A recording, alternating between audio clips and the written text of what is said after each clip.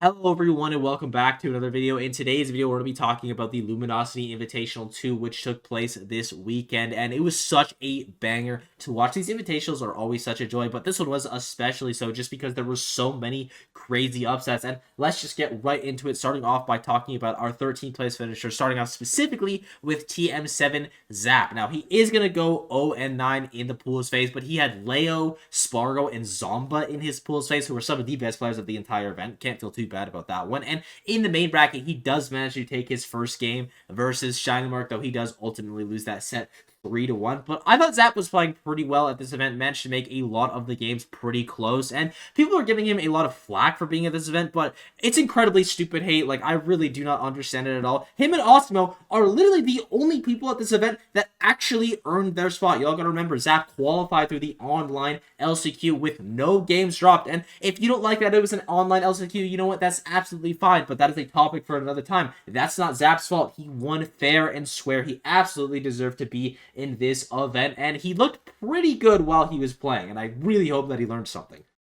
The next 13th place finisher is going to be Dabuz, and this is the player that I have the least to say about just because he kind of performed as you expected him to. He ends up not winning a single set in the pools phase, though he does manage to take a game versus all of his opponents, that being Asimo, Shadic, and Maister. And in the main bracket, he does get 3-0'd by Glutonny. We saw a combination of Rosalina and Olimar at this event, and I honestly wouldn't be surprised as Dabuz is putting less and less time into Smash Ultimate. He's been focusing a lot more on Street Fighter if Olimar becomes a more prolific character, because I just think Olimar is way easier to pilot than Rosalina, and Olimar is also a way better character than Rosalina in my opinion. It's just a lot easier to get the bang for your buck if you're not putting in a million hours a week to make sure that your characters are at the top level. But obviously he can still make it work with Rosalina. It just didn't happen to work out at this event.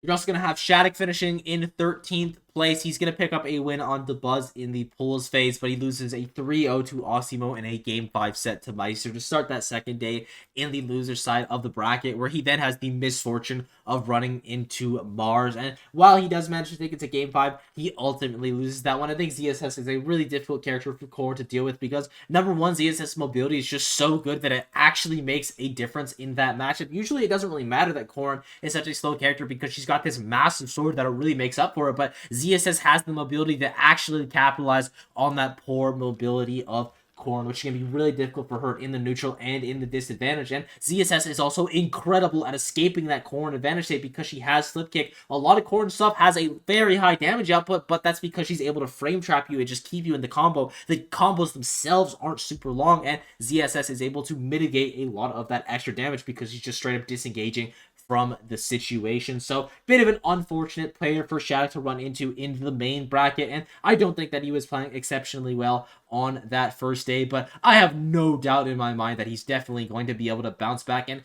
even though he got last place at this event, he lost to Asimo, Meister, and Mars. Those are all amazing players.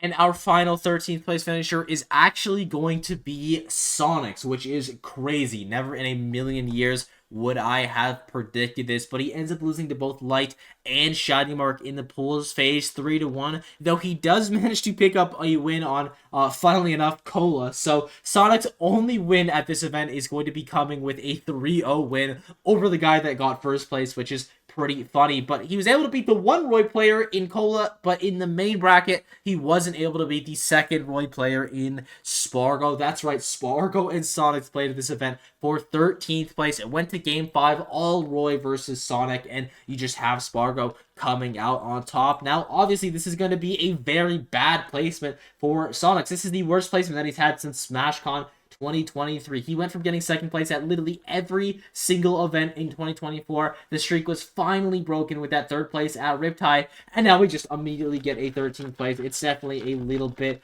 unfortunate, and it's going to be hurting Sonic's chance for being the best player in the world, especially considering that the other person who's in contention for best in the world just had a monster losers run at this event. Now, isn't it possible for Sonic to become the best player in the world? No, absolutely not. He could still do it, but he doesn't have any major wins yet this season. Now he's got this 13th place. Again, doesn't take any bad losses at this event, but he also only really gets a win on Kola. Is it going to be enough? I don't think it will be.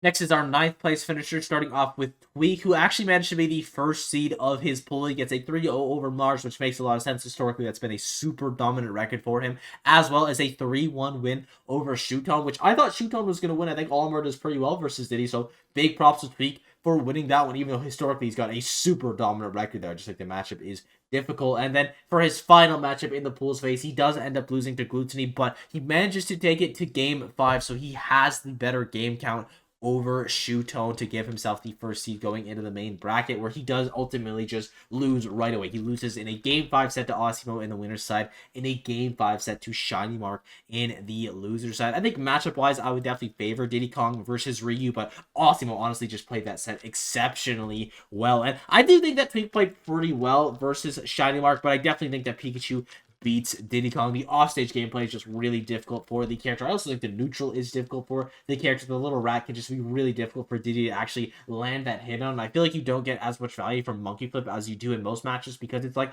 oh my god, I'm against a character with a really scary burst range, but then you realize, oh wait, I'm playing Pikachu, my burst range is the entire stage. It just doesn't really seem like that big of a deal. So Tweek, in both of the sets, managed to keep it really competitive. Only took losses to amazing players, but just shy of another top 8 this season. From the same pool, you're also going to have Glutonny finishing in 9th place, and he's actually going to start in the loser side of the bracket just because he had the worst game count between Tweek and Shuton. Glutonny having a 7-5 game count, Shuton having a 7-4 game count, and Tweek having an 8-4 game count. So that's definitely a little bit unfortunate. Even though he manages to beat Tweek in that game 5 set, he still starts in the loser side of the bracket. I should also mention that he wins 3-0 versus Mars and then loses game 4 to Shuton, but he beats Dabuz, as I already mentioned, for that first set and loses round 1, but then he has the misfortune of running into Mkleo, which historically is a very good matchup for him, but Leo just finally figured it out. I think it's been like 2 years or something crazy since Leo has managed to get a win over Glutonny, so we'll talk about that a little bit more when we talk about Leo. But Glutonny, it's a solid performance from him. He gets a really nice win over players like Tweek, Mars, and Dabuz. Doesn't take any terrible losses, but he also doesn't go like crazy far at the event. It's just overall a decent event for Glutonny.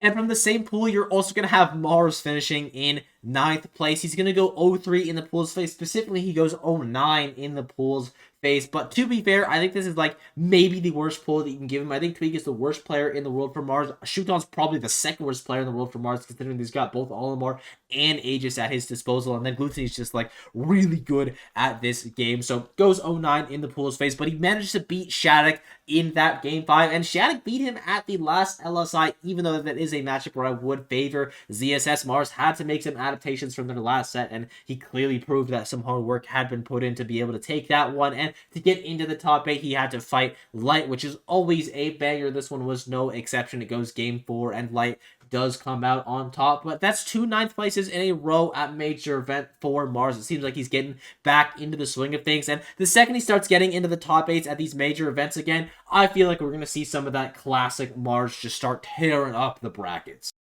And the final 9th place finisher is going to be Maister, and he actually managed to get first seed in his pool with a Game 5 win over Asimo and Shadic and a Game 4 win over Dabuz. And this is obviously very impressive. To beat Asimo at all is impressive, even if the matchup is heavily in your favor. That guy's just been playing so well recently, but he also beats Shadic, who I think had a 2-0 record on him prior to this in Corn Game Watch, which is a very difficult matchup for Game Watch, but manages to overcome that one. And the most impressive win that he gets this event is definitely going to be that 3-1 win over Dabuz. As I talked about in my prediction video for this event, Game Watch Rosalina is just such a difficult matchup for Game Watch, to the point where Mia just plays Steve. He doesn't even try Game Watch at this point, but you have Maister finally overcoming Dabuz in that impossible matchup, which he's got to be feeling amazing about. And it clearly took a lot of juice out of him, because in the second day, the main bracket, he doesn't manage to take a single game, losing to Shuton in the winner side. And to be fair, it's Shuton, and to Spargo in the loser side. And to be fair, you know, it's Spargo. That's like literally the worst person in the entire world that Maister could get. But he managed to beat 2 of his demons at this event. Well, I don't know if I would quite classify Shadic as a demon yet, just because they hadn't played too many times. But that was one that I wouldn't have predicted Maister to win for quite some time, just because the matchup and the player had both been doing well against him. But Maister just was on fire this event, at least for the first day. Managed to beat a couple of his demons, and you just got to give him a ton of credit. Onto our 7th place finisher, starting off with Light, and he's going to be the 2nd seed of his pool, just barely losing out to Kola by game count. Kola having a 6-5 game count, Light having a 7-6 game count, and he's going to manage to beat both Sonix and Shinymark, which are impressive for different reasons. That Sonic win is impressive because, well, obviously it's Sonix, but you had Sonix winning their last 2 encounters, but historically, Light is probably the best player in the entire world versus Sonic, so he's saying, yeah, you might have won those last 2 times, but let's make everyone remember who's the true king of this matchup. Fox being one of the best characters versus Sonic, and Light absolutely demonstrated it during this set. But what really surprised me was his Game 5 win over Shinymark in Fox versus Pikachu. I think that's Fox's worst matchup. It is just so miserable to play against Pika. Every time you go off stage, you're probably going to die. The advantage state is super good for Pikachu. If Pikachu is actually running at Fox specifically, I think he really does a great job at dealing with that Fox aggression, and amazing at a shield game as well. But I think the way that Shinymark plays Pikachu in that more slow style, kind of waiting for your opponent to come at you and make a mistake, is not what you're supposed to do against Fox, because if you let Fox push the narrative, especially when Light is playing him, you're going to get run over, and I think that's what happened to Shinymark this time around. So I'm very curious to see how he adapts the next time they play, and if he plays maybe that more traditional ESAM style of Pikachu, and if it actually ends up working for him more. But enough about Pikachu. Fox, his final set in the pools phase is going to be versus Kola, and he ends up losing that one in a game 4, but still gets into the winner's side for day 2, where he immediately loses to Zomba in another game 4, beats March to get into that top 8 through another game 4, and has one last game 4 versus Spargo that he ultimately loses. There's so many 50-50 matches at this tournament that Like could have won, but he just didn't this time around. Like 50-50 versus Spargo, Zomba, Kola. Half the time he wins those, it just didn't come out on top this time around. Maybe in a different timeline, Light was the winner of this event, but all things considered, he still played exceptionally well, and that Shadowmark win was one of the most impressive wins of the entire tournament, and it's a solid performance overall. You're also going to have Shinymark from Light's group finishing in 7th place, and prior to this event starting, he was saying that he wasn't feeling amazing about his play, and I do agree that I don't think he was playing 100% at this event. In the pools phase, he ends up losing that game 5 to Light, like I mentioned, as well as a game 4 set to Kola, though he does manage to get a game 4 win over Sonic, so at least that's a little bit of consolation, though he still starts day 2 in the losers bracket, where he beats Sap and Tweek to get into that top 8 before losing to Mkleo. And Pikachu is one of those characters that if you're not playing at 100%, all thrusters going, then you're pretty much playing the character like 10%, because if you're not doing those full Pikachu combos, you're not getting a ton of damage. It's going to be really difficult to kill if you're not getting those early edge guards or those early conversions. Pretty much, if you're not playing correct Pikachu, the character just gets significantly worse, which is why it is so hard to be consistent with this character. So all things considered for Shinymark, even though he wasn't playing at 100% of this event, he still got 2 top 5 wins and Tweek and Sonix, so it's definitely not the end of the world, and the next time we see him, hopefully he's out of that small slump that he's in.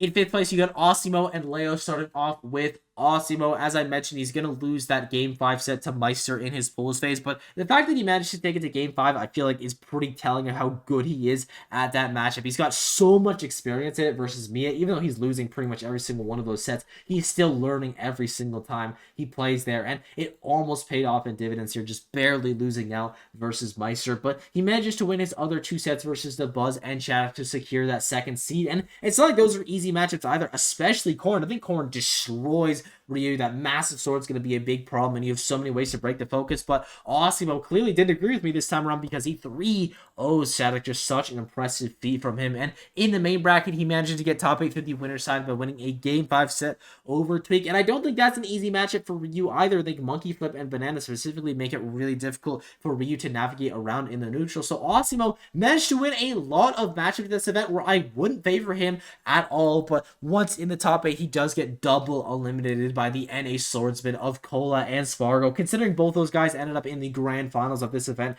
you really can't feel too bad about that one. And Asimo, these last couple months, has just been killing it. 4th place at Supernova, gets that massive win at Subato SB51. Now he's got an amazing 5th place here. It feels like he is one of the forefront players of Japan right now, and could potentially be top 10 by the end of the year.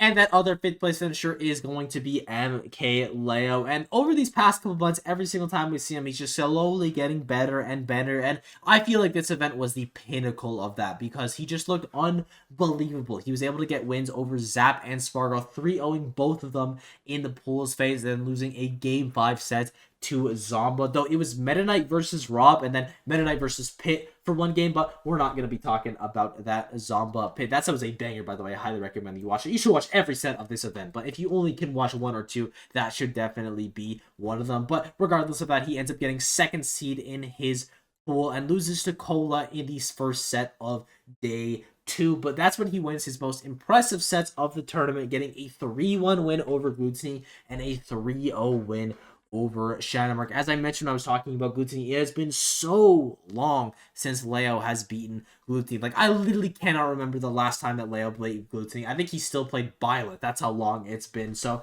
gotta feel amazing to finally get that win under your belt. And for Shinymark as well, historically, that's a very difficult matchup for Joker or all of characters that Leo plays, to be honest. He's just not got a great lineup for Pikachu, but he manages to overcome that one 3-0 as well, and does have the misfortune of running into Zomba once again. And at this event, it just feels like Zomba had Leo's number. You know, these guys are honestly trading sets back and forth. You had Zomba winning a couple, then you had Leo kind of bopping Zomba for a couple. Now Zomba's winning a couple again. They're just going back and forth. Such is the life of competitive top players. But yeah, I think Leo looked unbelievable at this event. I've been so impressed by his play recently, and I honestly wouldn't be surprised if he continues to just improve and we see him return to that top 10 status.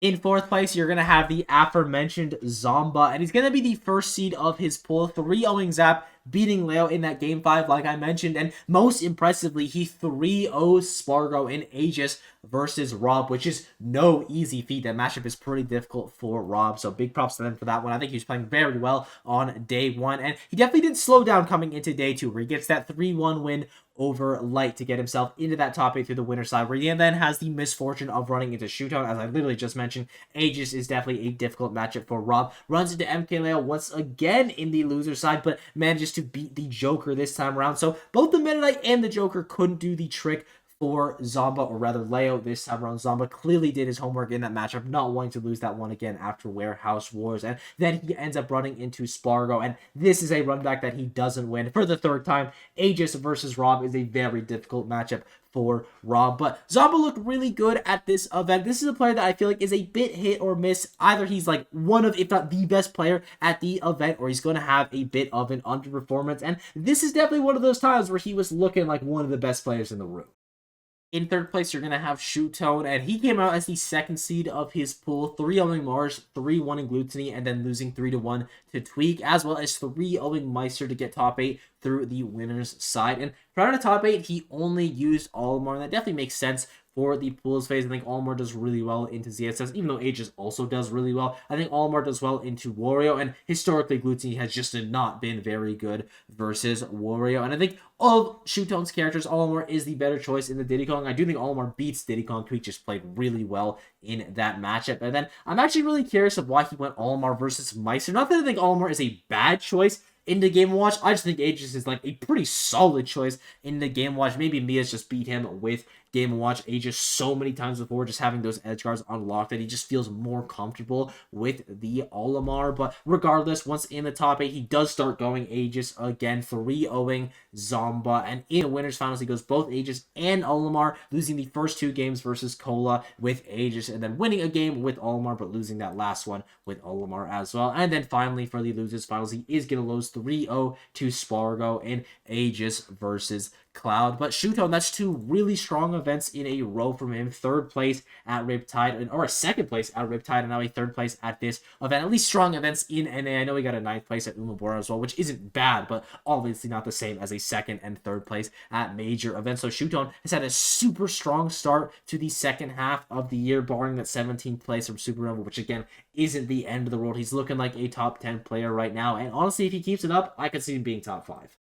In second place, you're going to have Spargo, and he had a pretty rough start to this event, getting 3rd seed in his pool, dropping sets to both Zomba and Leo, getting 3-0'd actually by both of those players, but he 3-0s Zap, so he manages to be the 3rd seed of his pool, which means on day 2, his first opponent was Sonix, which is like crazy, just barely manages to win that one. Roy versus Sonic. Then he 3-0s Maister to get into the top 8. Aegis versus Game Watch. Beats Light 3-1. Cloud versus Fox. 3-0s Asimo with the Cloud. Beats Zomba in the run back from pools 3-1 with Aegis. Beats Shuton 3-0. Cloud versus Aegis, finally to get to the grand finals versus Kola, where he manages to reset the bracket. Aegis versus Roy, though he does ultimately lose in the reset game 5 to that Roy. But this is a crazy losers run from Spargo. Just to have the wherewithal that he did, you could have potentially gotten last place at this event, losing to like the 2nd best player in NA, the only guy behind yourself, and everyone would have been like, damn, that's really unfortunate that you ran to Sonix. But instead, you had one of the craziest runs that we have ever seen